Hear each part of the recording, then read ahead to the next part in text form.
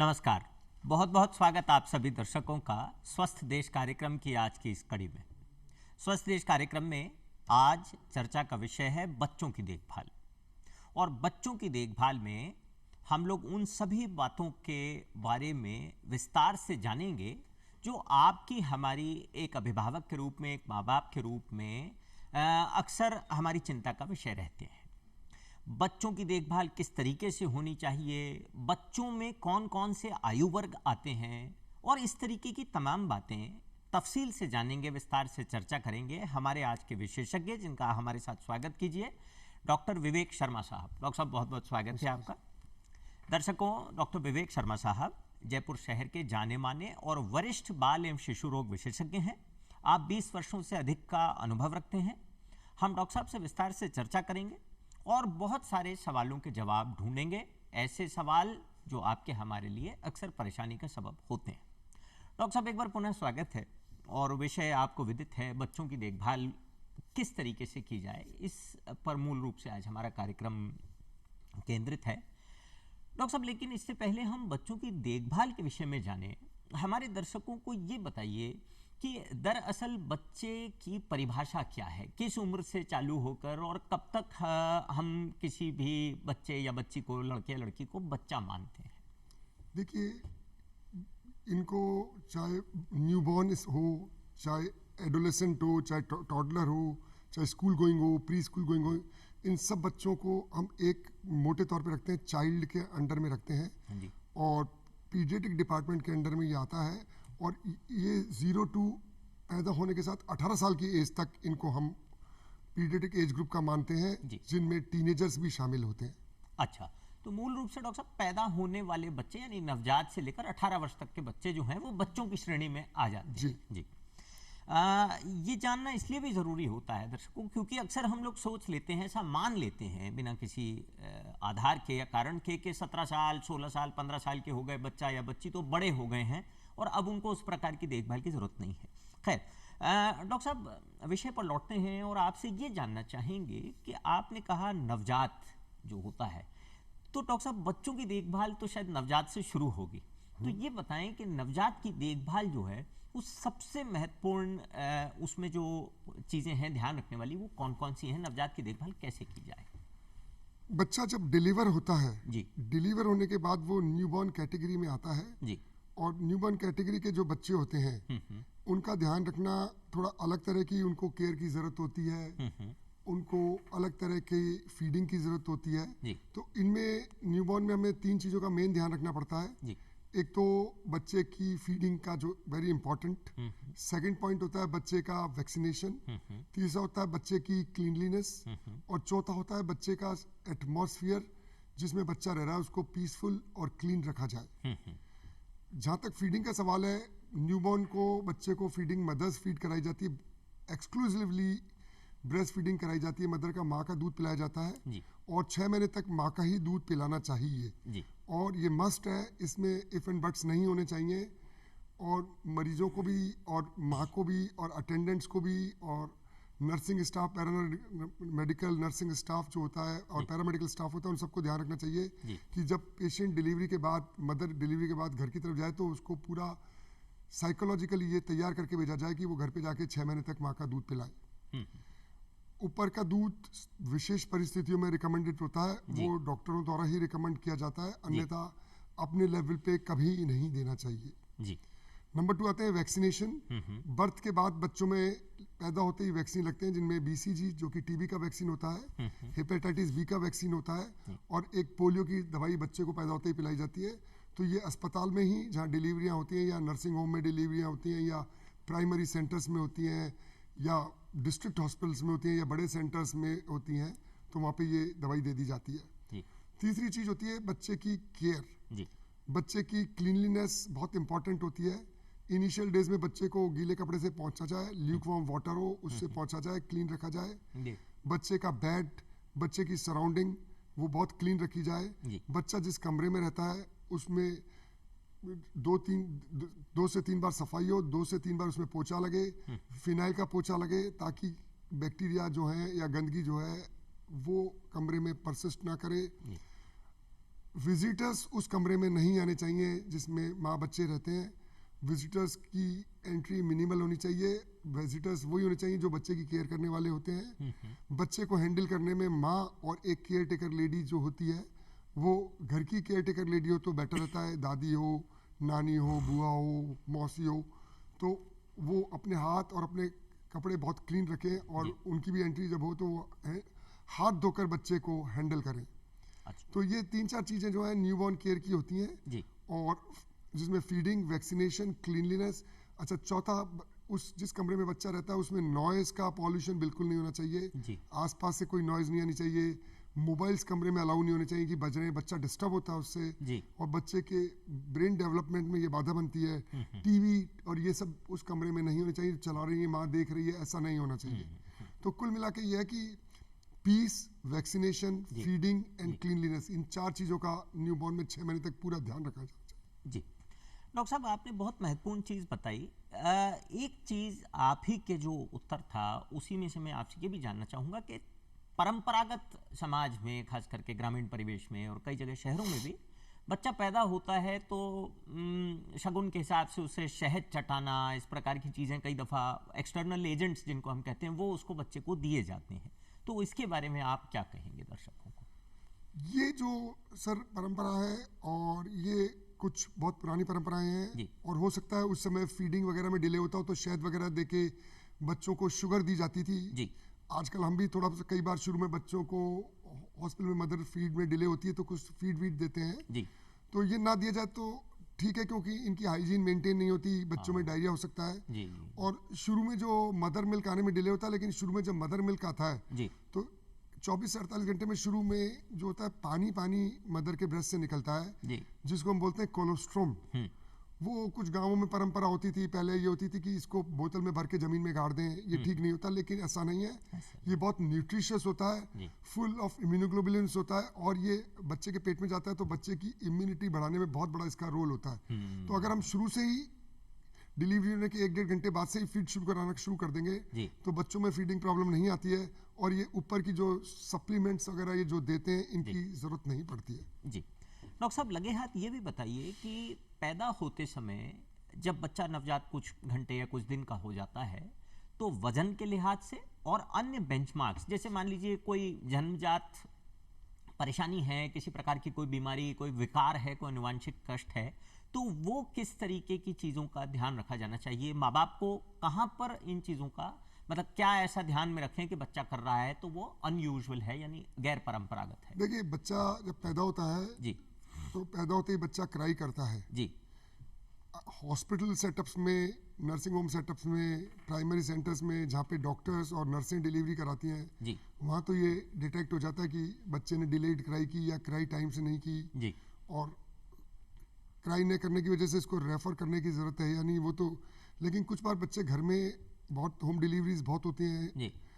अपने मुल्क में, ट्रॉपिकल कंट्री है, गाँवों में, धानियों में होम डिलीवरी में बहुत होती है। होम डिलीवरी में यदि लगता है बच्चे ने क्राई नहीं की है जी। तो इमीडिएटली एक बार वहाँ रिलेटेड डॉक्टर जो होते हैं, बच्चों के डॉक्टर हर जगह पास के एरिया में होते हैं। जी। कुछ जगह अप्रोप्रिएट बिल्कुल पास नहीं होते तो 5-10 किलोमीटर की विसिनिटी में सब जगह होते हैं, तो उनसे एक बार चेकअप करा लिया जाए कि बच्चा ठीक है या नहीं। जी। और अगर बच्चा क्राई कर रहा है और बच्चा नॉर्मल डिलीवरी हुआ है, अगर होम डिलीवरी है जी। तो उसको 24 घंटे के अंदर अंदर उसको एक बार बच्चे के डॉक्टर को दिखा लेना चाहिए जी। कि बच्चे में कोई खामी तो नहीं है, जी। कोई जन्मजात विकृति तो नहीं है, बच्चे में टट्टी पेशाब की जगह, बच्चों का तालू, बच्चों का हार्ट, बच्चों का सांस, ये लेने का लेवल सब ठीक है नहीं, ये बच्चों के डॉक्टर एक बार चेक कर लेते हैं। जी। तो ये करा लेना जरूरी है और हॉस्पिटल लेवल में होती है तो ये सब चेक हो जाते हैं और अकॉर्डिंगली कोई कमी होती है तो उसको एक्सपर्ट्स को दिखा के मैनेज कर लिया जाता है। जी। डॉक्टर साहब, ये तो रही नवजात की बात। अब आपने जो दूसरा वर्ग बताया था, जो 1 साल से 1.5 साल से 4-5 साल तक के बच्चे होते हैं, डॉक्टर साहब क्या इनकी ज़रूरतें नवजात से अलग होती हैं, और होती हैं तो इनमें किस प्रकार की देखभाल की आवश्यकता रहती है? बिल्कुल।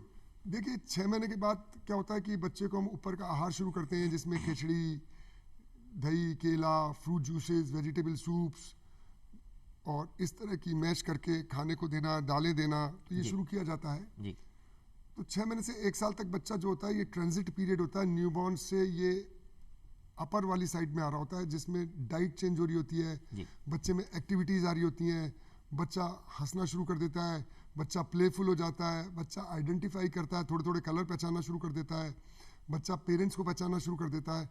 तो इसमें बच्चे का इमोशनल एस्पेक्ट भी और कॉग्निटिव फंक्शन भी इन्वॉल्व हो रहा है। कॉग्निटिव मीन्स फाइन चीज़ें सीखने की और ब्रेन की डेवलपमेंट के साथ साथ फाइन चीज़ें और इमोशनल चीज़ें भी बच्चे में इन्वॉल्व होने लग जाती हैं। जी। तो इस समय बच्चे को पेरेंट्स बहुत ध्यान से रखें, मदर अपने बहुत क्लोज रखे, अपने हाथ से खिलाए, उसको टाइम पे उठाए, गोद में रखे, बच्चे को फेस पे आई टू आई कांटेक्ट होता है उस पर पूरा ध्यान रखे, तो बच्चे का डेवलपमेंट अच्छा होता है। 1 साल के बाद क्या होते हैं कि बच्चे बहुत 80% बच्चे चलना शुरू कर देते हैं जी। और बच्चों को बोलना भी आ जाता है और बच्चे नई चीज़ों को एक्सप्लोर करना शुरू कर देते हैं, कोनों में घुस रहे हैं, नई चीज़ें उठा रहे हैं, कोई भी नई चीज़ देखते हैं उसको मुंह में ले रहे हैं, हाँ। देखते हैं, कर रहे हैं, टीवी का स्विच दबा रहे हैं, मोबाइल उठा रहे हैं, घरों में कोई भी मशीनरी पड़ी है उसको उठा रहे हैं, टेबल पे कोई चीज़ पड़ी है उसको उठा रहे हैं, अखबारों को फाड़ रहे हैं। तो ये सब चीज़ें बच्चों में एक्सप्लोर करने के हिसाब से शुरू होती हैं। तो इस पर पेरेंट्स नज़र रखें और नज़र में ये रखें कि बच्चे की एक्टिविटी पे ध्यान रखें। और इन चीज़ों में कई बार ये दुर्घटना होने के भी चांस रहते हैं 1 से 3 साल के बच्चों के बीच में कि कई बार क्या होता है ये बिजली के स्विच में हाथ दे देते हैं, करंट आ जाते हैं, तो वो ध्यान रखें। कई बार बच्चे कोने में घुस गए, कोई चूहे मारने की दवाई पड़ी है, मिट्टी का तेल पड़ा है, कोई तारपीन का तेल पड़ा है, वो उठा के पी जाते हैं। ऐसे केसेस हमारे पास बहुत आते हैं। तो दुर्घटना वाली चीज जो होती है इस पर्टिकुलर पीरियड में, जब तक बच्चे में 3-4 साल तक समझ नहीं आ जाती, इनको बिल्कुल दूर रखें, आउट ऑफ रीच रखें। ये बच्चे की सेफ्टी का एक ख्याल रखने के बतौर रखें। और खान पान पे बच्चों का खान पान बढ़ता जाता है। 1 साल के बाद फुल फ्लेजेड खाना शुरू कर देते हैं। और जैसे मैं आपको बताऊं, हमारे यहाँ हाइट और वेट को बहुत इंपॉर्टेंस दी जाती है। जी डॉक्टर साहब। कि बच्चे की हाइट इतनी हो गई, बच्चे का वेट इतना हो गया। Height weight appropriate for age होना ज़रूरी है और नहीं भी कई बार होता, क्योंकि वो बच्चे की एक्टिविटी पे डिपेंड करता है। यदि बच्चे की एक्टिविटी बहुत ज़्यादा है तो वेट थोड़ा लोअर साइड पे रहता है। फॉर एग्जाम्पल 1 साल पे वेट 8 से 10 होना चाहिए। जिन बच्चों की एक्टिविटी बहुत ज़्यादा रहती है और पूरा, तो उनका वजन 8, 8.5 भी रहता है। और कुछ बच्चे जो एक्टिविटी कम होती है उनका वजन 10 किलो तक भी होता है। तो कम एक्टिविटी होना थोड़ा सा हम गलत मानते हैं। एक्टिविटी बढ़ना इंपॉर्टेंट है, वेट बढ़ना इतना इंपॉर्टेंट नहीं है। जी। और बच्चों की एक्टिविटी और डाइट डिसाइड करती है कि बच्चे हेल्दी हैं या नहीं है। जी डॉक्टर। वेट और हाइट इतनी करती नहीं है, क्योंकि वेट कई बार वेरी कर सकता है। हाँ। और हाइट जो होती है वो जेनेटिक होती है, पोटेंशियल होता है, पेरेंट्स पे होती है हाइट, अपने घर वालों पे होती है। एक ही घर में 4 भाई हैं, चारों भाइयों की हाइट अलग अलग होती है, जबकि सेम खान पान बच्चों को मिल रहा है। तो हाइट को लेके इतना वरी, बार बार हाइट नापना, 1 सेंटीमीटर बढ़ गई, 2 सेंटीमीटर बढ़ गई, ये सारा जेनेटिक पोटेंशियल होता है बच्चे का, जिसको हम आनुवंशिकी कहते हैं। उस पर बहुत डिपेंड करता है। अच्छा। पेरेंट्स की हाइट क्या है। तो इस पे ध्यान रखें। एक्टिविटी और डाइट पे बहुत ध्यान रखें। एक्टिविटी ऑब्जर्व करें और डॉक्टर के पास जाएं या बच्चों के एक्सपर्ट के पास जाएं तो उसको बच्चे की एक्टिविटी के बारे में डिस्कस करें कि इतनी एक्टिविटी आई है और क्या एक्टिविटी होनी चाहिए थी, कहीं कम तो नहीं है। दूसरा डाइट का जो मैं कह रहा था बहुत इंपॉर्टेंट है। वर्ल्ड में सबसे एडवांस कंट्री जो है स्कैंडिनेवियन कंट्रीज, डेनमार्क, स्विट्जरलैंड और स्वीडन, आइसलैंड और नॉर्वे, ये है। यहाँ की चाइल्ड हेल्थ सबसे नंबर 1 मानी जाती है वर्ल्ड में। और यहाँ पे हेल्दी चाइल्ड का क्राइटेरिया 1.5 साल पे ये मानते हैं कि अगर 1.5 साल पे बैठ के बच्चा डाइनिंग टेबल पे वो सब कुछ खा रहा है जो घर वाले खा रहे हैं, तो वो बच्चा हेल्दी चाइल्ड है। अच्छा। और अगर बच्चा वो नहीं खा पा रहा है तो बच्चा हेल्दी नहीं है। क्यों नहीं खा रहा है, क्यों इसकी फूड हैबिट्स डेवलप नहीं हुई है। तो 6 महीने से 1 साल के बीच में डाइट का बहुत ध्यान रखा जाए। सब्जियां वगैरह सब बच्चे को टेस्ट कराई जाए और प्योर फॉर्म में कराई जाए। ये जो हम मार्केट के आर्टिफिशियल प्रिपरेशंस आती हैं, बहुत सारे डिब्बे मिलते हैं, बहुत सारे पाउडर्स मिलते हैं, इन पे ध्यान नहीं दिया जाए, क्योंकि इनसे बच्चों का टेस्ट पर्टिकुलर फूड के प्रति डेवलप नहीं हो पाता है। और अगर हम सब सब्जियां खिलाएंगे बच्चों को 6 से 1 महीने के बीच में टेस्ट कराएंगे, तो बहुत सारे बच्चे हमने देखा है बड़े होके बैंगन नहीं खा रहे हैं, ये नहीं खा रहे हैं, फला नहीं, क्योंकि वो उनका टेस्ट ही डेवलप नहीं कराया जाता है। तो 6 महीने से 1 साल के बीच में डाइट और एक्टिविटी का बहुत ध्यान रखें। और 1 साल के बाद फुल डाइट आनी चाहिए। धीरे धीरे 1.5 साल पे बच्चा फुल डाइट खाना चाहिए। और उसका डाइट का पैटर्न वही होना चाहिए जो घर में एडल्ट्स का होता है, माँ बाप का होता है, भाई बहन का होता है, और उसी समय उसको खाना खाना चाहिए। दर्शकों, डॉक्टर साहब ने एक बहुत महत्वपूर्ण जानकारी आप लोगों को दी है कि 6 महीने तक की आयु तक तो केवल माँ का दूध, और 6 महीने से 1 साल के बीच में सभी प्रकार के भोज्य पदार्थ, यानी सभी प्रकार के अन्न, सब्जियां, फल वगैरह बच्चों को चखाए जाएं, ताकि उसकी अपनी एक इच्छा जागृत हो भोजन के प्रति और अच्छा भोजन खाएगा बच्चा तो पूरी तरह से स्वस्थ रहेगा, ये तय बात है। डॉक्टर साहब लगे हाथ संक्षेप में ये भी बताइए कि अक्सर कुछ लोग ज्यादा वजन को, हालांकि आपने वजन पर काफी डिटेल में बताया, लेकिन मैं फिर भी ये जानना चाहता हूं कि ज्यादा वजन को सेहत की निशानी मानते हैं और पतलेपन को कमजोरी की निशानी मानते हैं, खास करके बच्चों में। तो क्या ये सही है या ऐसा नहीं है? देखिए, बच्चे का वेट जो होता है बहुत डिपेंड करता है कि बच्चे का बर्थ वेट कितना था जी। बहुत बच्चे समय से पहले पैदा हो जाते हैं जिनका वेट बहुत 1.5 किलो 2 किलो, बहुत नॉर्मल वेट हम 2.5 किलो से ऊपर मानते हैं और 3 किलो हम आइडियल वेट मानते हैं जी। तो बहुत बच्चों का वेट 2 किलो 2.25 किलो होता है। और कुछ बच्चे होते तो अप्रोप्रिएट हैं, पूरे 9 महीने पे पैदा होते हैं, लेकिन उनका वेट कम होता है, जिनको हम बोलते हैं स्मॉल फॉर जेस्टेशनल एज, मतलब उम्र के हिसाब से वेट कम है जी। तो आगे जाके 3 चीजें वेट पे करती हैं। एक तो जेनेटिक होता है, पोटेंशियल बच्चों का वेट का कि उस माता पिता का स्वास्थ्य कैसा है, माता पिता का स्वास्थ्य पे नहीं डिपेंड करता, वजन कैसा रहा उस जीन्स में बचपन पे वेट कितना रहा है। जी जी जी। जैसे मैं कुछ फैमिलीज जानता हूँ जिनके 4-4 किलो से ऊपर वजन के बच्चे होते हैं और अभी तक वही आ रहे हैं, लेकिन और 4 किलो से ऊपर के बच्चों में मानते हैं कहीं डायबिटीज ना हो, ये ना हो, लेकिन बच्चों बिल्कुल नॉर्मल होते हैं, उनमें कोई बीमारी नहीं होती। तो एक जेनेटिक जो आउटकम होता है वो होता है। दूसरा होता है कि बच्चा किसी परिस्थितियों की वजह से वजन कम हो रहा है, जिसमें कोई बीमारी है, कोई क्रॉनिक बीमारी है, कोई फूड एलर्जी है, कोई प्रॉपर फीडिंग नहीं हो रही, तो अगर उस वजह से वेट कम है तो हम बीमारी का अगर इलाज करेंगे तो बच्चे का वेट अपने आप बढ़ेगा। तो बीमारी की वजह से, परिस्थितियों की वजह से, फीडिंग की वजह से, डाइट की वजह से अगर वेट कम हो रहा है तो वो वेट बढ़ता है। और तीसरा होता है कॉन्स्टिट्यूशनल ग्रोथ डिले, जिसमें कॉन्स्टिट्यूशन ही छोटा है, गॉड गिफ्टेड, उसकी बनावट ही ऐसी है, कॉन्स्टिट्यूशन ही छोटा है, तो उसमें हम ज्यादा हाइट और वेट को डिस्कस करके ज्यादा कुछ नहीं कर सकते।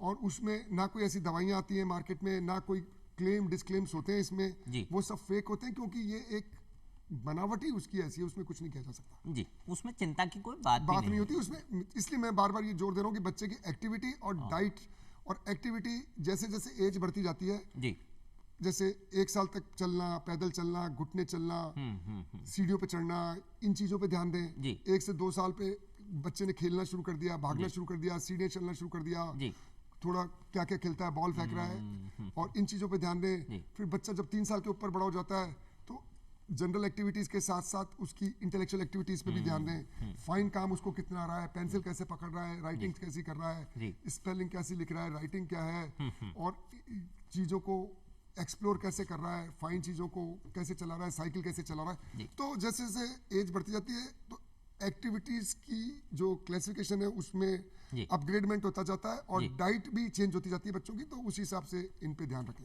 जी डॉक्टर साहब, ये तो रहे 4-5 साल तक के बच्चे जब वो स्कूल जाना शुरू करते हैं, और आपने बताया कि एक्टिविटीज़ में चेंज आता है। अब डॉक्टर साहब बात करते हैं उस वर्ग की जो कि शायद सबसे ज़्यादा एक्सपोज्ड होता है और जिसके लिए दुनिया अभी खुल रही होती है। 6 साल 8 साल से लेकर 12-13 साल तक के बच्चे, 10-12 साल जो स्कूल जाना शुरू करते हैं, तो इनमें किस प्रकार की देखभाल की आवश्यकता रहती है? देखिए, जब बच्चे 6, 7, 8 साल के हो जाते हैं जी, तो ये क्या होते हैं, समाज में और सामाजिक गतिविधियां हो रही हैं जी, अन्य लोग हैं, बसों में जा रहे हैं, ड्राइवर हैं, कंडक्टर हैं, बड़े बच्चे हैं जी, तो इनके टच में आना शुरू हो जाते हैं जी। तो हम इनमें 3-4 चीजें हमें ध्यान रखनी पड़ेंगी जी। एक तो ये ध्यान रखें कि बच्चे जिस माहौल में जा रहे हैं उसमें कुछ बड़े बच्चे स्मोकिंग कर रहे हैं, कुछ बड़े बच्चे तम्बाकू खा रहे हैं, कुछ बड़े बच्चे पान खा रहे हैं, कुछ बड़े बच्चे इस तरह की एक्टिविटी कर रहे हैं। तो इन बच्चों को हमें बहुत प्यार से समझाना पड़ेगा कि ये जो बड़े लोग करते हैं ये सही नहीं है जी। और इनको इस तरह से कॉन्फिडेंस में रखना पड़ेगा कि अगर कोई इनके साथ इस तरह की एक्टिविटी कर रहा है तो ये हमें आके बताएं। चाइल्ड अब्यूज होता है, तो इस तरह की चीजें बड़े बच्चे छोटे बच्चों को परेशान करते हैं जी, बुलिंग जिसको बुलिंग ऑफ द चाइल्ड जिसमें कहते हैं। ये तो तय है जो साइकोलॉजिकली निकाला गया है, और कि जिन बच्चों की बुली होती है वो आगे जाके बहुत बड़े अचीवर्स होते हैं, और जो बच्चे बुलिंग कर रहे होते हैं वो आगे जाके फेलियर निकलते हैं जी। ये बहुत रिसर्च हो के ये चीज आ गई है। लेकिन बच्चा उस समय साइकोलॉजिकल डिप्रेशन में आता है, साइकोलॉजिकल स्ट्रेस में आता है, करीब उस चक्कर में उसको स्कूल फोबिया हो जाता है, स्कूल जाने में मना करना शुरू कर देता है। तो इन चीजों को हम बच्चे को कॉन्फिडेंस में रखें, और बच्चे हमें अपने सारी एक्टिविटी डे टू डे की बैठ के उससे स्कूल की पूछें तो वो स्कूल की हमें बताएगा, तो उससे हमें आइडिया रहना चाहिए कि बच्चे के साथ, और उसको हम बताएं ये करना है ये नहीं करना है जी। और कैसे इन बच्चों से दूर रहना है। दूसरा होता है एकेडमिक एक्टिविटीज़ होती हैं, एकेडमिक एक्टिविटीज़ पे हम ध्यान रखें, बच्चे की कॉपी चेक कर लें। एकेडमिक एक्टिविटीज़ के टाइम के साथ अचीव होती हैं, तो हम अननेसेसरली बच्चे पे बोझ ना डालें, क्योंकि एकेडमिक जो गेटअप होता है वो सब बच्चों का सेम होता है। ऐसा नहीं है, ऐसा नहीं होता है। कुछ बच्चे एकेडमिक अचीवर्स ज़्यादा होते हैं, कुछ बच्चे कम होते हैं, और कुछ बच्चे थोड़े से लोअर साइड के भी होते हैं। लेकिन हमारा एम यह है कि बेसिक से ऊपर बच्चा रहे। हम हर पेरेंट अगर ये चाहेगा कि बच्चे का 10 आउट ऑफ 10 ग्रेड ए आती रहे और उसमें खुशी मनाएगा, तो ऐसा ठीक नहीं है। पेरेंट्स को बियॉन्ड द मार्कशीट सोचना पड़ेगा।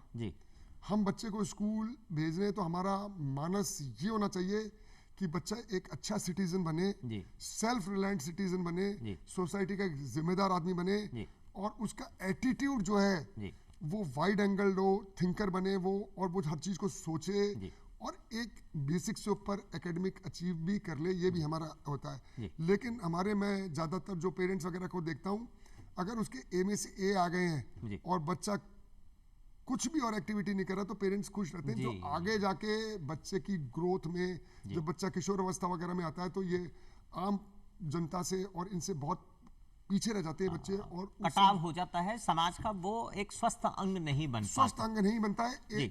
और खाली एक एकेडमिक अचीवर होना स्वास्थ्य के लिए पर्याप्त नहीं है डॉक्टर साहब, पर्याप्त नहीं है। एकेडमिक अचीवर के साथ साथ सोसाइटी को देना भी बहुत जरूरी है। ये बच्चों को शुरू से सिखाया जाना चाहिए। स्कूल्स में सिखाते हैं, लेकिन चूंकि कॉमर्शलाइजेशन हो रहा है एजुकेशन का, ये हो रहा है, तो ये पेरेंट्स की जिम्मेदारी ज्यादा बढ़ गई है इसमें। तो इसका ध्यान रखें, बियॉन्ड द मार्कशीट भी सोचें, और बच्चे की जनरल डेवलपमेंट कैसे हो रहा है, बच्चे की कन्वर्सेशन। हमारे यहाँ मिडिल और लोअर मिडिल में क्या होता है, अंग्रेजी स्कूल में भेजने का एक चार्म रहता है कि बच्चा अंग्रेजी सीखे।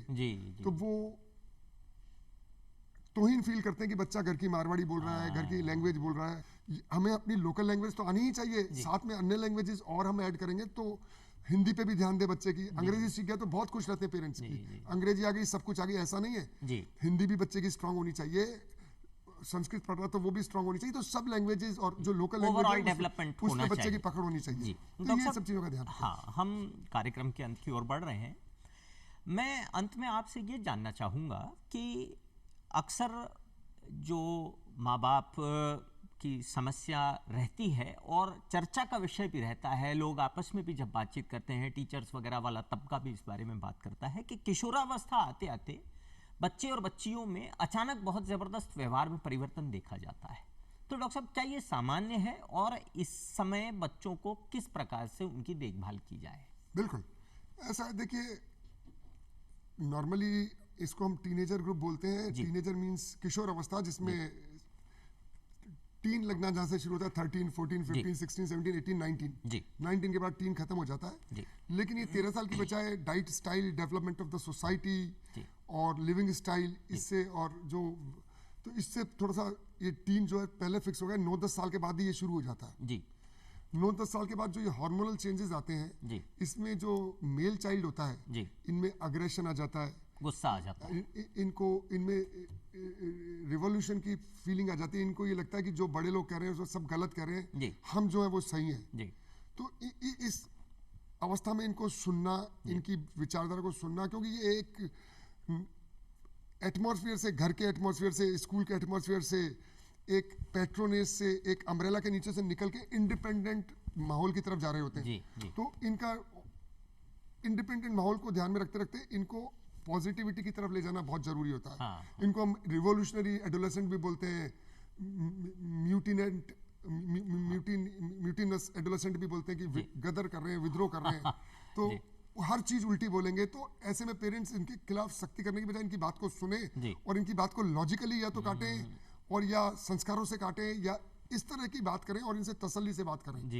इस तरह बच्चियों में जो हार्मोनल इम्बैलेंस होता है, हार्मोनल जो नए डेवलपमेंट होते हैं, बच्चियों में मेंस्ट्रुअल साइकिल शुरू होती है, मीनार शुरू हो जाता है, ब्रेस्ट डेवलपमेंट शुरू होता है, हेयर्स आने शुरू हो जाते हैं। तो बच्चे भी, इससे छोटी बच्ची एकदम विचारधारा तो उसकी बचपन की रहती है, और शारीरिक जो एडल्ट की तरफ आ रहा है, तो वो कोप अप नहीं कर पाती। तो इसमें मदर्स की बहुत बड़ी जिम्मेदारी हो जाती है, बच्ची को समझाए, बच्ची के साथ बैठे, बच्ची की केयर टेक करे, ठीक। और इसमें बच्ची को हार्मोनल बेसिस के बारे में बताएं, क्योंकि स्कूल्स में अभी अपन जो कहते हैं सेक्स एजुकेशन वगैरह, हाँ ये अभी संभव नहीं है, क्योंकि अपनी सोसाइटी अभी बहुत प्रिमिटिव है। जी, समाज में उस प्रकार स्कूल का अंग्रेजी हो खुलापन सकते नहीं हैं, है। स्कूल बड़े हो सकते हैं, लेकिन उसमें जो सॉफ्टवेयर है, चाहे वो टीचर्स का हो चाहे वो प्रिंसिपल का हो, वो बहुत प्रिमिटिव है। जी डॉक्टर। स्कूलों के नाम एसी और ग्राउंड और ये सब चीजें लग सकती हैं, लेकिन थॉट प्रोसेस अभी जो पीछे मूल है उसमें कहीं कुछ होना बच रहा है। जी होना। डॉक्टर। तो अपने को अपनी सोसाइटी के हिसाब से, चूंकि जी। तो अपने को मदर की जिम्मेदारी है कि वो इस पे ध्यान करें। जी। और तो डॉक्टर साहब, आप मूल रूप से ये कहना चाह रहे हैं कि भावनात्मक रूप से पूरा उनको सपोर्ट दिया जाना चाहिए। जी जी। दर्शकों, आज का विषय था बच्चों की देखभाल, और डॉक्टर विवेक शर्मा साहब के विस्तृत उत्तरों से और इनके विराट अनुभव से आपने जाना कि पैदाइश से लेकर और किशोरावस्था तक बच्चों को किस प्रकार की समस्याओं का सामना करना पड़ता है और उन समस्याओं का समाधान क्या है। डॉक्टर साहब, तो आप स्टूडियो में आए, आपने बहुत सरल भाषा में और बड़ी समझ सकने वाली भावनाओं के साथ हमारे दर्शकों के साथ अपना अनुभव बांटा। इसके लिए हम आपके बड़े शुक्रगुजार हैं। उम्मीद करते हैं कि आप, हम, हमारा समाज, खासकर हमारे बच्चे सदा स्वस्थ रहेंगे। इजाज़त दीजिए अगली कड़ी तक। नमस्कार।